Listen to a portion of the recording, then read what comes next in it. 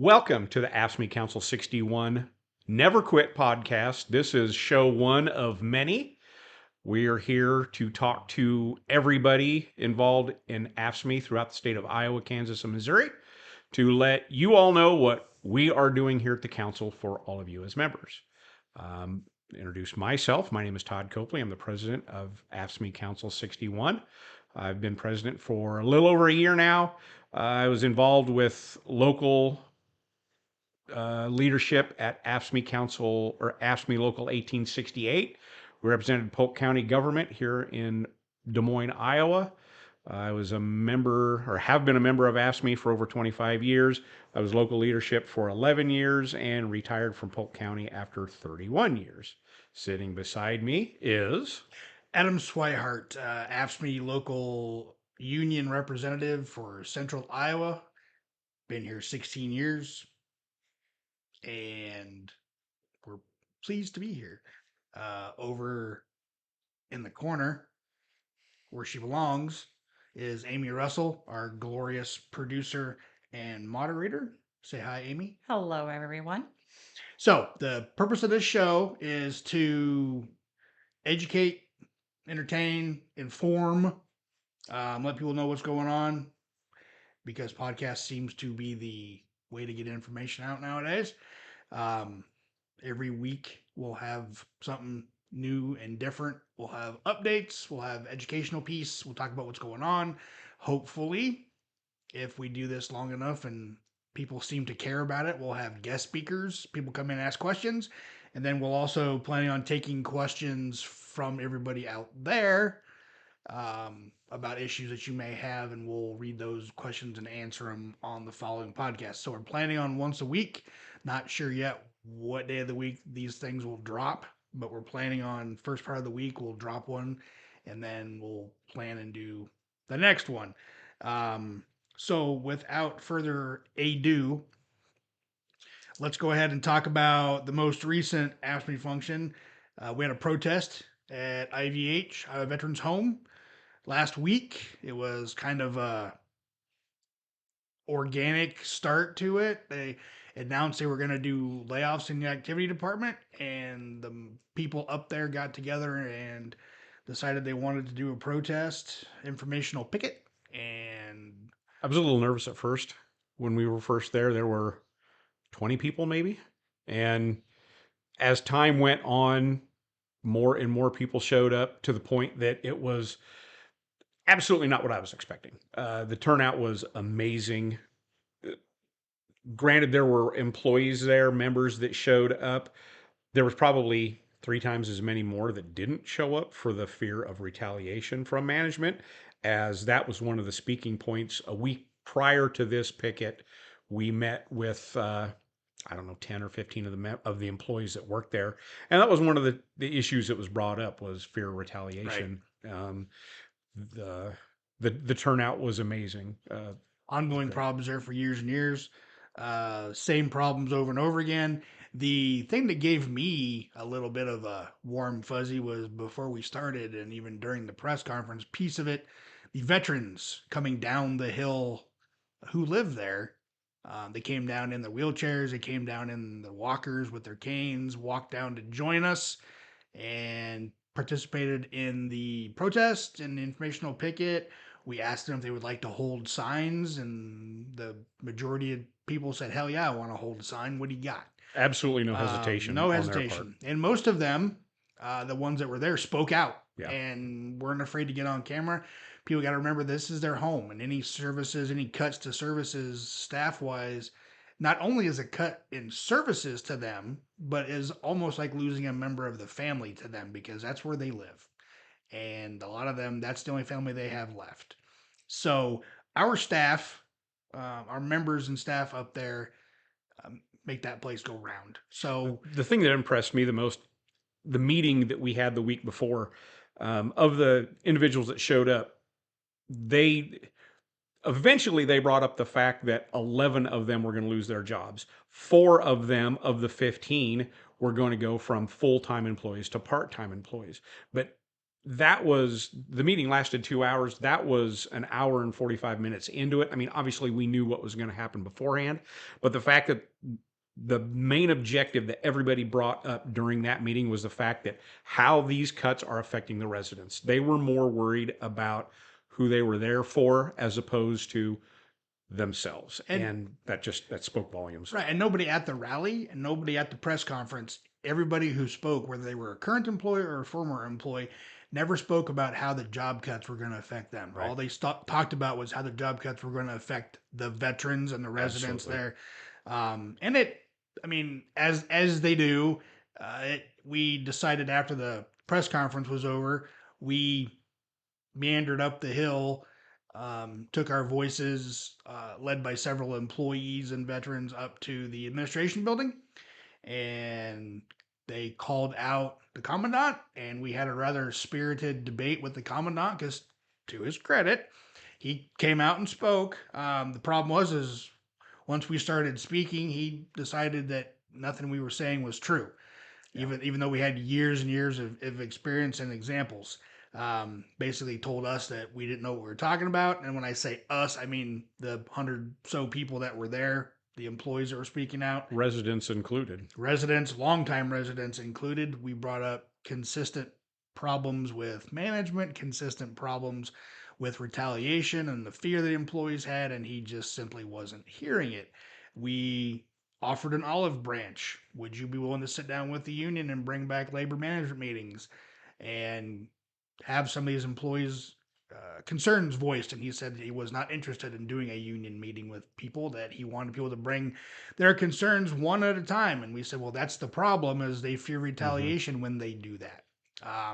So after, I mean, and we had several discussions. There was media there. Several media outlets were there. We had kind of a spirited back and forth. We ended up having the communications person from I believe it's the Department of Veterans Affairs, who Veterans Home is now under, I believe, with all this reorganization. The communications director came out and did agree to meet with some employees and union representatives. And that'll be happening this week in Marshalltown. At a neutral site. Initially, they wanted to meet there at the Iowa Veterans Home, and we thought it would be in everybody's best interest if we done it at a neutral site where employees wouldn't feel under the radar or under the microscope, as well as the person that was going to meet from their side. Right, because the purpose of it isn't to have another yelling session. It's not a Exactly. protest, it's a meeting, and we want to make sure that ideas and concerns get addressed and exchanged. So Constructively. all in all, it turned out better than I could have hoped for. Extreme support amongst the public. It doesn't really show, but there were people on all sides of the street and up and down the block. There were veterans there. We had people showing up with babies. And then when we decided to, quote unquote, march on the veterans home, everybody down the hill came up the hill, and it was a pretty good sight. Absolutely. That is what can happen when workers at a location and their family and friends in their union get together and do a concerted action.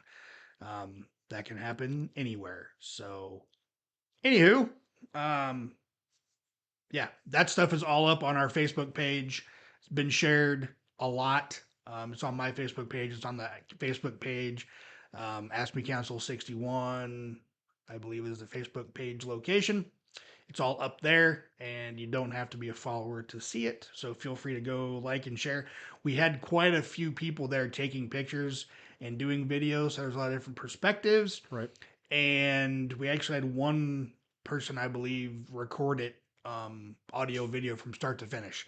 Signal is kind of weak up on top of the hill, but it's all there. So feel free to go check that out. I've got a bunch of photos that we need to add to the page, but eventually there'll be some more filter in as time goes on. Yeah, you take a lot of photos. Usually you can flip through Todd's photos like a picture book and just have a stop motion.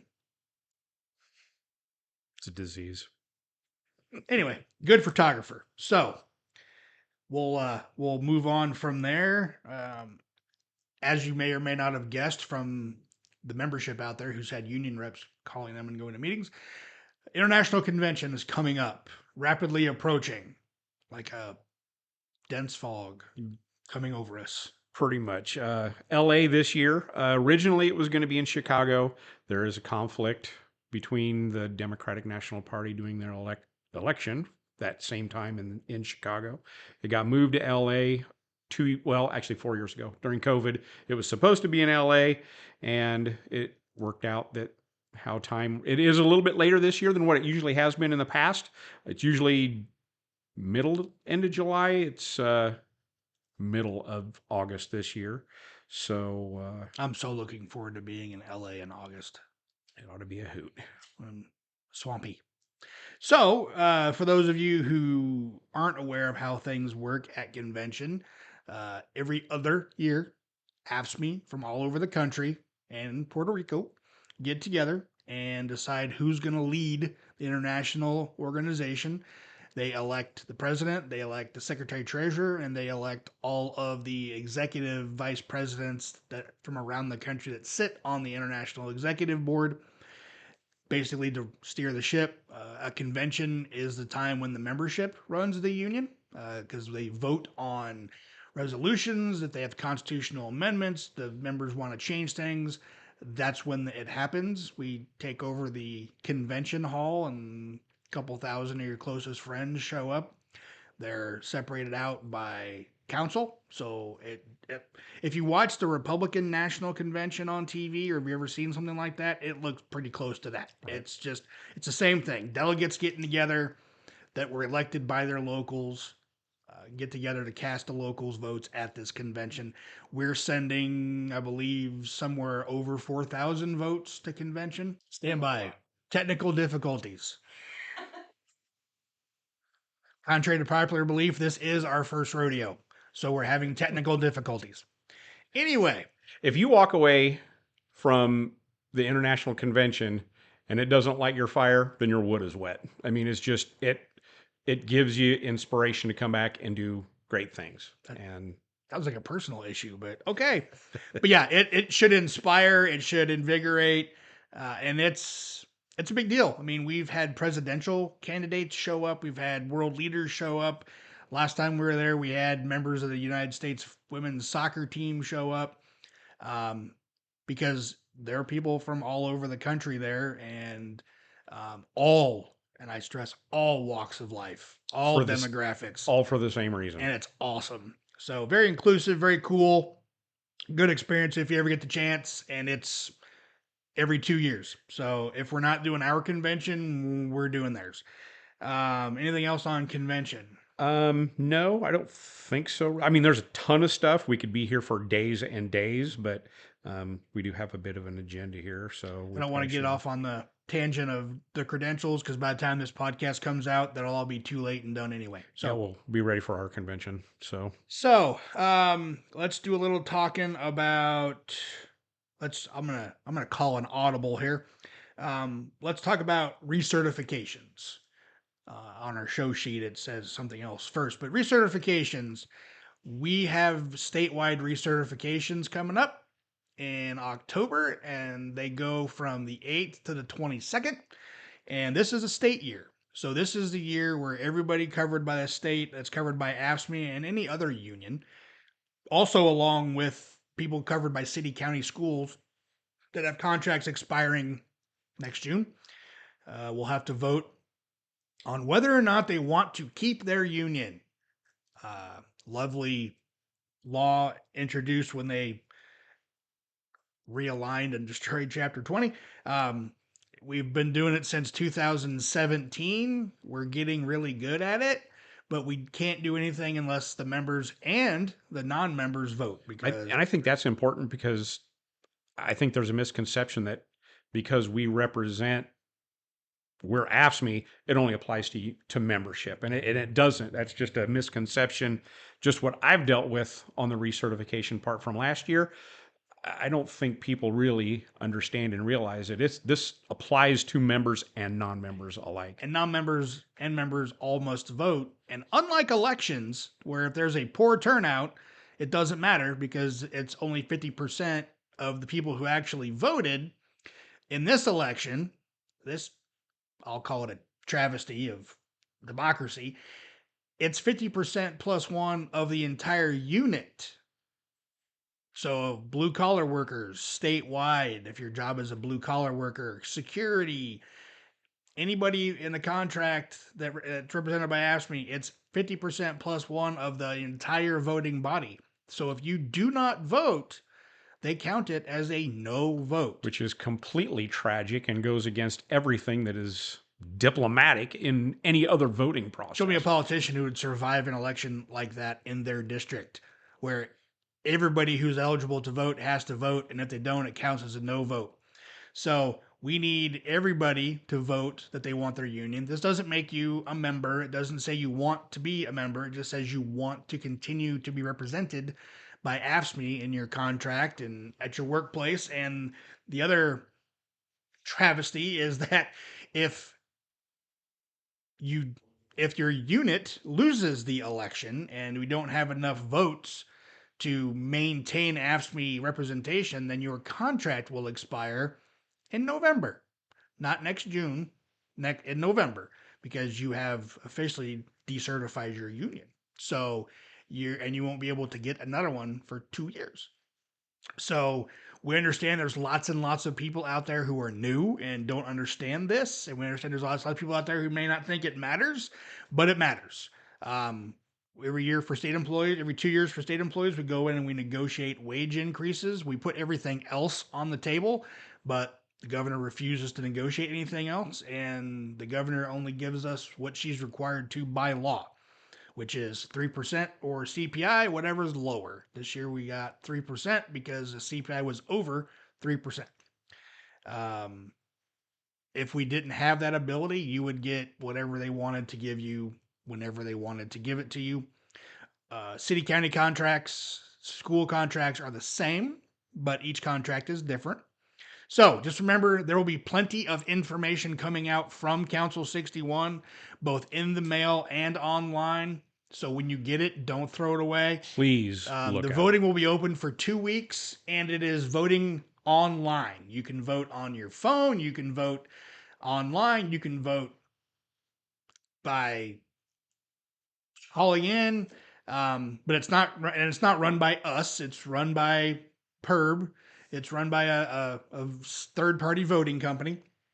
Yeah, all the votes matter. We will be getting a hold of you. You'll be tired of us. But that's extremely important because if you don't vote to keep your union, then you'll no longer be represented. And we know we don't want that because we win these every year. So usually if we lose one, it's because we expected it to, and it's a small unit who no longer wanted to be represented. Let us know if you hear from us. Let us know if you have voted. As soon as you let us know that you have voted, we promise on a stack of Bibles, we will stop bugging you. The only way we know that you have voted or not is if you tell us, because we do not get that information from the third party voting company. All we get is percentages of votes every so often during the 2 weeks. So we will be calling, texting, emailing, sending carrier pigeons, drones, that kind of thing, making sure that we can reach out to as many people as possible. And we've been doing that before as well. But if you want us to stop texting you, just say, "Hey, I voted." We won't ask you how you voted, but if you want to tell us, feel free. More information about that coming later because that is a big topic. Anything else you want to say about research? Just the most important thing to know is that if you don't vote, that's a no vote. That's absolutely what we don't want to have happen. Always remember, please, if you think that my unit is going to recertify, I don't have to worry about voting. That is not the way to think. Please, if you want to keep your union, vote yes to do so. And if you're new or newer and you don't think there is a union at your location, if you're a state employee, there is a union at your location. It might not even be us because there are other unions in the state. But if you're a state employee and you are not management, there's a union at your location. We also represent the Board of Regents, so all the state universities. We represent you as well. Rumors of our death have been greatly exaggerated because here we are. We're still here. Still representing the same amount of people we represented 2017. So We know the problem is that we lost new employee orientation. We lost the right to do it, and they won't let us do it in some places. So we lost that ability to reach out to new employees. We don't even know most time when new employees start. So if you're interested in the union, reach out. And if you're not you're not organized, reach out and we can We organize can fix and that. get you a union. So with that being said, let's segue quickly and do a small information session on Chapter 20. As some of you may or may not know, Chapter 20 is the Iowa law that gives us the right to bargain, all unions, the right to bargain, and explains what their rights are. In 1977,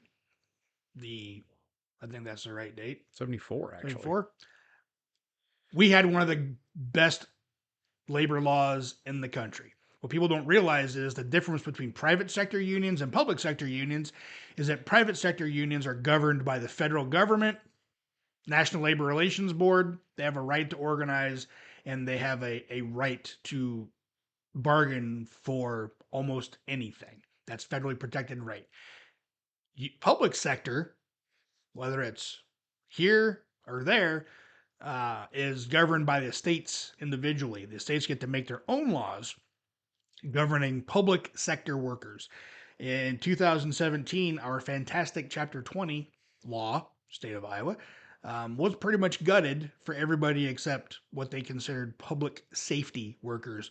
And public safety workers was a very narrow definition, included basically police officers, state troopers, motor vehicle enforcement officers, sheriff's department, sheriff's deputies, that kind of thing.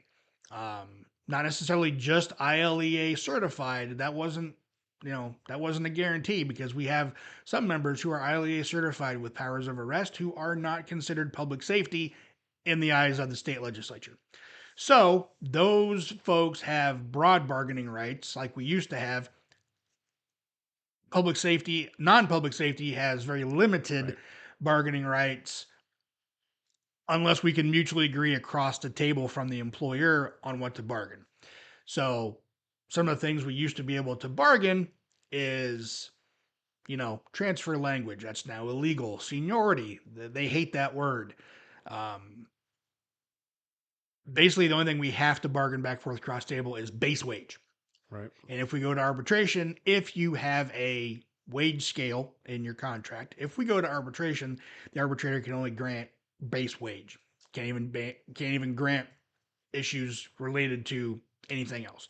So, kind of behind the eight ball, we do the best we can. Some contracts out there in the counties and the cities and the schools are full. Great relationships, great contracts. State of Iowa, not so much. And that's all because of who's in charge. And nothing we can do about that now because it's not the election year. But what I will say is, I don't care who you vote for, but who you vote for, hold them accountable because they're the ones that controls your rights. Absolutely. So that's where the research idea came from, was when they changed Chapter 20, they put in the idea for recertifications, even though this will tell you the level of hate that there was in the legislature for public sector unions, because it's not just us. Public employees, any union employee, always had the ability to decertify their union. It was already in the law. They could do it whenever they wanted to. The recertification addition to Chapter 20 made it mandatory that we will be forced to recertify. So the employees will be forced to say, yes, I want a union. And not only will they be forced to say that, but the union then has to pay for all the costs. And it's like $2 a person whoever's involved. So we have to pay thousands of dollars a year of members' money just so we can go out and have the members and the non-members tell us that, yes, we still want a union. Mm-hmm. To me, that's silly. But that's the world we're living in right now. So they also, conveniently place recertification time every year right before the national elections. So guess what we're not doing? We're working on recertifications. So that's kind of where we're sitting for recertifications. That's why Chapter 20 is important.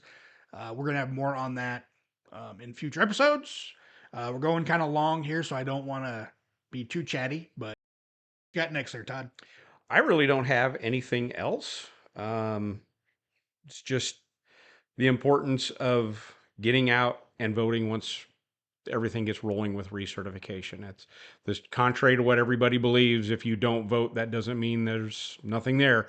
If you don't vote, it's a no vote. So we'll we've covered a few things here. Doesn't mean that we won't be covering these things again. We're going to go back over this stuff as the year goes on, because a lot of this applies to what we have in front of us. Chapter 20 is always a part of our life, is going to be, unless we get it fixed. Research, obviously, every 2 years, going to be a part of it. So we will definitely be touching over that stuff again, too. And as we get closer, we'll definitely have more information on research closer to October. And then we'll also have information on collective bargaining once we get past research.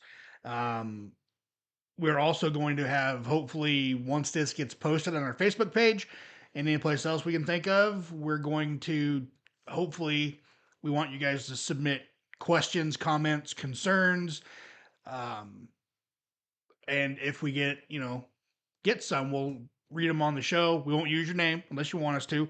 But if you have questions over something, any kind of union, labor, law type of thing, submit your questions. We'll pick out the ones that have the most common thread, the ones that seem to, or if it's something that's very topical. Absolutely. We'll read it on the show and we'll get you an answer to it. If not, hopefully we'll get somebody on the show who can speak to it.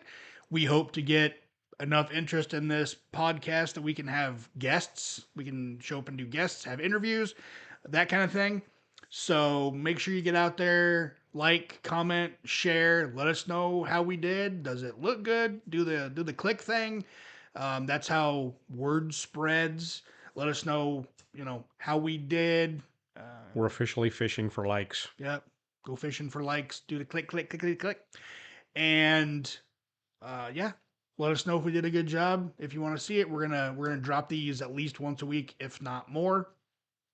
And these podcasts are for you, the membership and the non-members and the interested parties. So if there's something you want to see or hear on these, let us know. Yeah, let us know. Other than that, we'll wrap it up. Not to get too chatty, and we will see you next time.